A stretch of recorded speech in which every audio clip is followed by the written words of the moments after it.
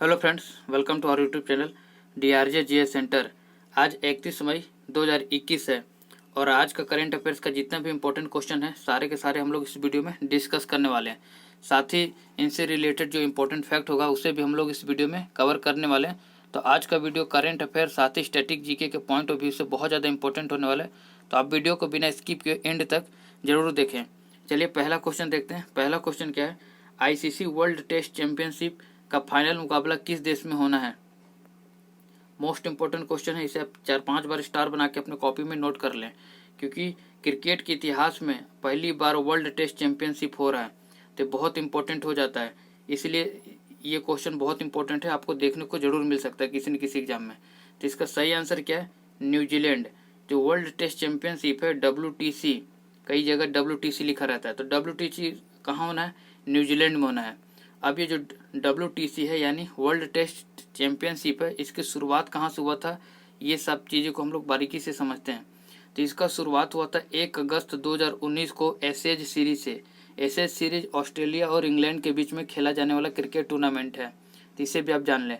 1 अगस्त 2019 से इसकी शुरुआत हुई थी और 2019 से 2021 के बीच में ये चैंपियनशिप फाइनली चला और फाइनली न्यूजीलैंड और इंडिया के बीच में ये फाइनल मैच खेला जाना है। तो न्यूजीलैंड वर्सेस इंडिया, इन दोनों देशों के बीच में फाइनल टेस्ट मैच खेला जाना है। ठीक है, इसमें कुल 8 टीमें पार्टिसिपेट की थी और 8 टीमें कौन कौन है मैं जल्दी से बता देता हूँ, आप उसे नोट कर लें।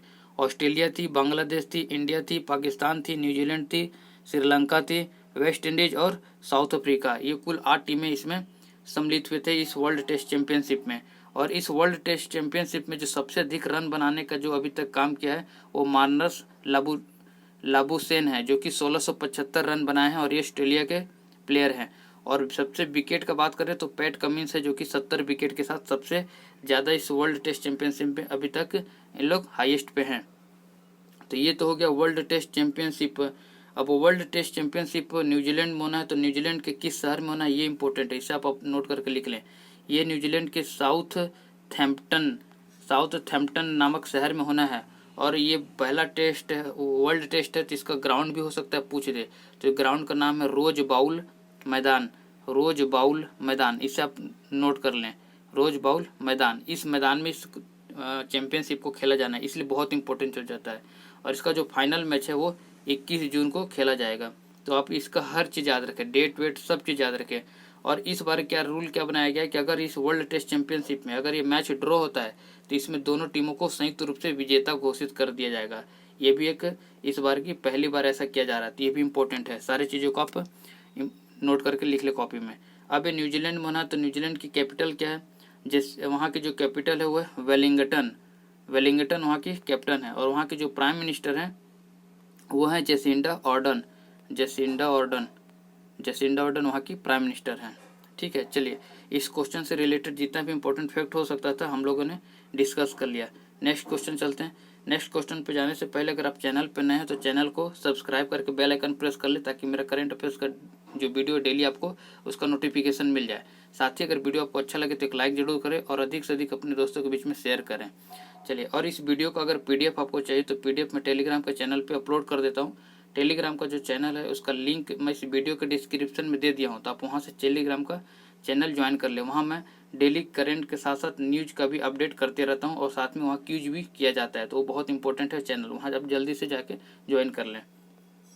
अगला क्वेश्चन क्या है, PM केयर्स फॉर चिल्ड्रन योजना के तहत बच्चों की कितनी राशि की सहायता के रूप में प्रदान की जाएगी। ये मोस्ट इंपॉर्टेंट क्वेश्चन है, ये किसी न किसी एग्जाम में आपको देखने को मिल सकता है। तो इसका सही आंसर क्या है, 10 लाख जो फंड है वो बच्चों को दिया जाएगा। अब ये जो PM केयर्स जो चिल्ड्रन योजना है ये किन लोगों के लिए है, अभी कोविड-19 की वजह से जिनके माता पिता का देहांत हो गया है तो उन अनाथ बच्चों के लिए ये PM केयर्स फॉर चिल्ड्रन योजना लाया गया है। ये जो योजना है ये प्रधानमंत्री नरेंद्र मोदी के द्वारा लॉन्च किया गया है।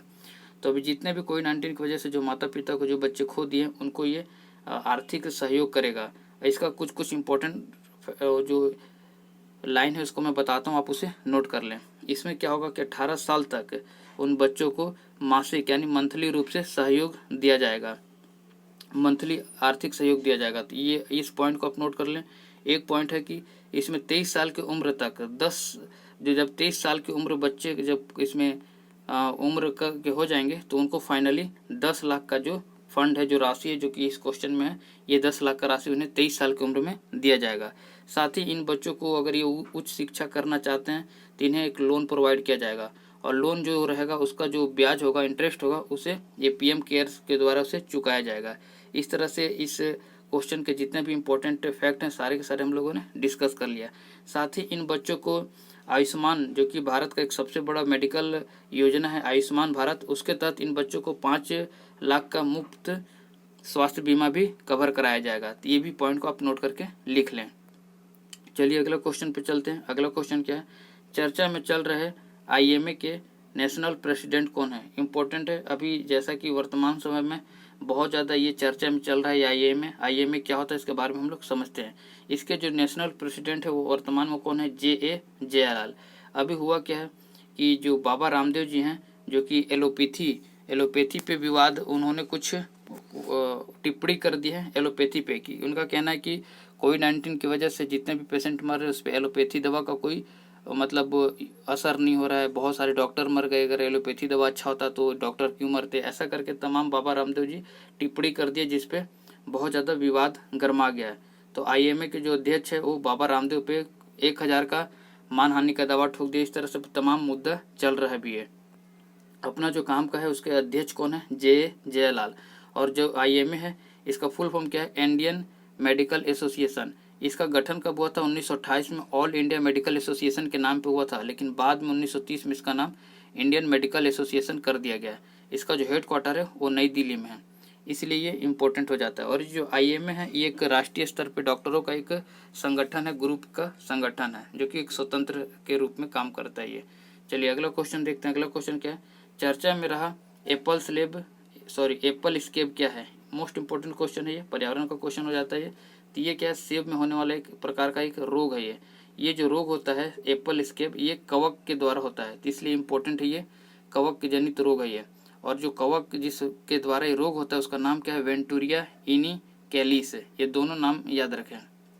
इस क्वेश्चन का 3 फैक्ट इंपॉर्टेंट है, एक तो सेब में होने वाला ये रोग है ये, दूसरा ये कवक जनित रोग है, और तीसरा इस कवक का नाम क्या है, वेंटूरिया इनिकैलिस। अब ये जो एप्पल, जो भारत में एप्पल कहाँ होता है, हिमाचल प्रदेश में होता है। तो हिमाचल प्रदेश में जो फल हैं सेब, वो इस रोग की वजह से पहले पकने से पहले ही वो टूट के गिर जा रहे हैं, इसलिए चर्चा का विषय बना हुआ था एप्पल स्केब। चलिए अगला क्वेश्चन पे चलते हैं। अगला क्वेश्चन क्या है, सलाइन गार्गल आरटीपीसीआर मेथड को किसके द्वारा विकसित किया गया है। ये भी क्वेश्चन बहुत ज़्यादा इंपॉर्टेंट है। जो सलाइन गार्गल आरटीपीसीआर मेथड है, इसका सही आंसर क्या हो जाएगा, नीरी के द्वारा इस मेथड को विकसित किया गया। अब ये मेथड क्या है, ये कोविड-19 टेस्ट का एक आसान सा मेथड है। पहले क्या किया जाता था कि जो स्लैब होता था उसको नाक या मुंह से लिया जाता था और उसके बाद में उसका टेस्ट किया जाता था। लेकिन इस बार जो सलाइन गार्गल आरटीपीसीआर है, इसके द्वारा क्या हुआ, एक सलाइन रहता है, उसे मुंह में कुछ देर के लिए गारा करना रहता है, गरारा करने के बाद उसे इसे एक ट्यूब रहता है, उस ट्यूब में डालकर भेज दिया जाता है लैब में। वहाँ उसे 6 मिनट तक गर्म करते हैं, और उसे 6 मिनट तक और 98 डिग्री सेल्सियस पे उसे गर्म करने से जो ज़रूरत रहता है, जैसे कि हम लोग जानते हैं कि आरएनए के माध्यम से ही हम लोग कोविड टेस्ट का पता लगाते हैं। तो आरएनए इस गरारा करने के बाद 6 मिनट और 98 डिग्री सेल्सियस पर गर्म करने के बाद हमें ज़रूरी जो आरएनए रहता है वो मिल जाता है, जिसके बाद आसानी से हम लोग टेस्ट कर लेते हैं। अब ये नीरी के द्वारा किया गया, तो नीरी के जो फुल फॉर्म क्या है ये आपको पता होना चाहिए।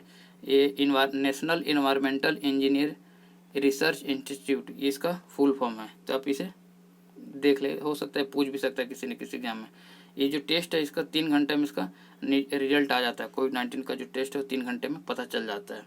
अब ये जो नीरी है ये CSIR के अंतर्गत में ये काम करती है, CSIR। अब ये CSIR क्या होता है, तो CSIR क्या है, council of scientific industrial research, इसी के अंतर्गत ये नीरी काम करता है। तो ये इसका फुल फॉर्म पता होना चाहिए आपको। तो इसका फुल फॉर्म क्या था, council of scientific and industrial research है। और वर्तमान में जो CSR के हेड हैं वो कौन है, शेखर सी मांडे। इसे आप नोट करके लिख लें, शेखर सी मांडे। यहाँ मैं साफ साफ लिख देता हूँ, शेखर सी मांडे। चलिए अगले क्वेश्चन पे चलते हैं। अगला क्वेश्चन क्या है, हाल ही में सेहत ओपीडी पोर्टल किस मंत्रालय के द्वारा लॉन्च किया गया है? ये क्वेश्चन भी बहुत इंपॉर्टेंट है, ये भी किसी न किसी एग्जाम में टपक सकता है। तो इसका क्या है, सही आंसर क्या है? रक्षा मंत्रालय। रक्षा मंत्रालय के द्वारा सेहत ओपीडी पोर्टल लॉन्च किया गया है। अब ये सेहत ओपीडी पोर्टल है क्या? Services e health assistant and teleconsultation, ये इसका फुल फॉर्म है सेहत का, इसे आप जरूर नोट करके लिख लें। अब एक काम कैसे करता है इसके बारे में हम लोग डिटेल में समझते हैं। अभी वर्तमान समय में जैसा कि कोविड-19 की वजह से पूरे देश में अस्पतालों में ज़्यादा से ज़्यादा कोविड-19 के पेशेंटों का इलाज हो रहा है। इस वजह से जो अदर पेशेंट है, अदर जो रोग के पेशेंट है, वो लोग हॉस्पिटल में जाने से कतरा रहे हैं और वो डर रहे हैं। तो उस वजह से क्या हो रहा है कि जो अदर पेशेंट है जैसे बीपी, शुगर, हार्ट और तमाम जितनी भी रोग हैं, उनके जो इलाज लोग करा नहीं पा रहे हैं डर से हॉस्पिटल जाने की वजह से। इस वजह से रक्षा मंत्रालय ने इसमें डॉक्टरों के हेल्प और मरीजों के हेल्प के हेतु एक रक्षा मंत्रालय का बहुत बड़ा कदम है सेहत ओपीडी पोर्टल। इस ओपीडी पोर्टल के माध्यम से क्या होगा कि जो हमारे देश के जो थल सेना है, नौ सेना है या वायु सेना है, इनके और साथ में जितने सशस्त्र बल हैं, इन सब को इलाज हेतु एक सर्विस है ई हेल्थ, मतलब ऑनलाइन एक डॉक्टरों से कंसल्ट करने का एक ओपीडी पोर्टल बना दिया गया है सेहत नाम से, ताकि जो जितने भी हमारे देश में जो सुरक्षा कर्मी हैं या फौजी भाई लोग हैं, वो लोग इस ओपीडी पोर्टल पे जाके अपना इलाज करवा सकते हैं ऑनलाइन। वहाँ से डॉक्टरों से परामर्श या एडवाइस लेकर ट्रीटमेंट करवा सकते हैं। इसलिए रक्षा मंत्रालय का एक बहुत अच्छा पहल है सशस्त्र बल यानी जो हमारे फौजी भाइयों हैं उनके लिए। चलिए अगला क्वेश्चन देखते हैं। अभी यहाँ रक्षा मंत्रालय की बात हुआ तो रक्षा मंत्रालय के वर्तमान में जो मिनिस्टर हैं उसका नाम मैंने बताना भूल गया, वो है राजनाथ सिंह। राजनाथ सिंह वर्तमान में रक्षा मंत्रालय के हेड हैं। अब यहाँ वित्त मंत्रालय था तो वित्त मंत्रालय का श्री निर्मला सीतारमन जी है, इसके वर्तमान में मंत्री हैं। और गृह मंत्रालय में श्री अमित शाह जी इसके वर्तमान में मंत्रालय है। चलिए अगला क्वेश्चन देखते हैं। अगला क्वेश्चन क्या है? आईपीएल, हाल ही में आईपीएल के शेष मैच किस देश में कराने का फैसला लिया गया है? जैसा कि हम लोग देखते हैं, चाहे वो व्यापम हो, एसएससी हो या रेलवे हो, आईपीएल सबका फेवरेट होता है, सब जगह इसका क्वेश्चन बनता है। इसीलिए हम लोग आज आईपीएल का पूरा पोस्टमार्टम कर देंगे इस क्वेश्चन में। तो आईपीएल का जो बचा हुआ मैच है, जैसा कि अभी कोविड-19 की वजह से आईपीएल 2021 को क्या बीच में रोकना पड़ गया था, तब इसके कुल 60 मैच होने थे जिसमें से 29 मैच हो चुका था, शेष 31 मैच को रोक दिया गया था। इसी शेष 31 मैच को बीसीसीआई के द्वारा भी निर्णय लिया गया कि इसे यूएई में खेला जाएगा। तो इसका सही आंसर क्या हो गया? यूएई यानी यूनाइटेड अरब अमीरात। इसी यूएई में आईपीएल का जो 14वां संस्करण है ये कराया जाएगा।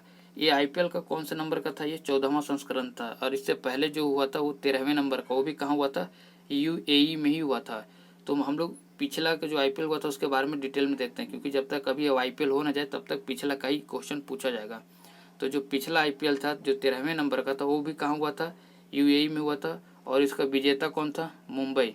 और इसमें पर्पल कैप, ये रेलवे जो आरआरबी एनटीपीसी, उसमें हर एग्जाम में उसके हर सेट में लगभग ज़्यादा से ज़्यादा सेट में पूछा गया था कि पर्पल कैप का विजेता कौन है और ऑरेंज कैप का विजेता कौन है। तो पर्पल कैप का विजेता कौन थे? कागिसो रबाडा जो कि साउथ अफ्रीका के हैं। और ऑरेंज कैप का कौन है? केएल राहुल जो कि भारत के हैं। ये नाम तीनों को याद रखें, ठीक है। पर्पल विजेता कागिसो रबाडा, ऑरेंज विजेता केएल राहुल, और जो आईपीएल का टूर्नामेंट का विजेता था वो कौन था? मुंबई इंडियंस थे। ये सारे नाम याद रखें। अभी 14वां आईपीएल होने वाला है, वो भी कहाँ? यूएई में होने वाला है। तो यूएई के बारे में थोड़ा सा देख लेते हैं। यूएई का जो राजधानी है वो कहाँ है? अबू धाबी में इसकी राजधानी है। और यहाँ का सबसे ज़्यादा इंपॉर्टेंट पूछता है करेंसी, मुद्रा पूछता है। मुद्रा यहाँ का जो यूएई का मुद्रा है वो दिरहम यहाँ का मुद्रा है। ये आपको याद होना ही चाहिए किसी भी हाल में। चलिए अब इस क्वेश्चन से रिलेटेड जितना भी इम्पोर्टेंट हो सकता था हम लोगों ने डिस्कस कर लिया। एक बीसीसीआई छूट रहा है।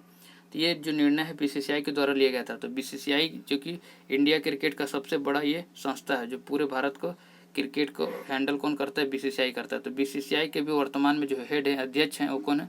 सौरभ गांगुली हैं। और इसके जो सेक्रेटरी हैं वो कौन है? वो सॉरी उसका नाम भूल गया मैं अगले वीडियो में बता दूंगा। चलिए कोई शाह करके अमित शाह के बेटे हैं, उनका नाम याद नहीं आ रहा है। चलिए अगला देखते क्वेश्चन। अगला क्वेश्चन क्या है? चर्चा में रहे उजनी बांध किस राज्य में स्थित है? इसका मैंने प्रीवियस वीडियो में इसके बारे में पूरा डिटेल में बताया। तो आप अगर डेली वीडियो देख रहे हैं तो आपका इसका आंसर पता होगा। इसका आंसर आप कमेंट बॉक्स में कमेंट करके बताएं। अगर इस वीडियो से रिलेटेड कुछ भी डाउट हो तो वो भी आप कमेंट करके बताएं, मैं उसका सॉल्यूशन बताने का कोशिश करूँगा, ठीक है। अगर ये वीडियो आपको अच्छा लगा हो तो एक लाइक ज़रूर करें और चैनल पे नए हैं तो चैनल को सब्सक्राइब करके बेल आइकन प्रेस कर ले, ताकि मेरा करंट अफेयर्स का डेली अपडेट आपको मिल जाएगा। ठीक है, चलिए मिलते हैं नेक्स्ट वीडियो में, तब तक के लिए जय हिंद।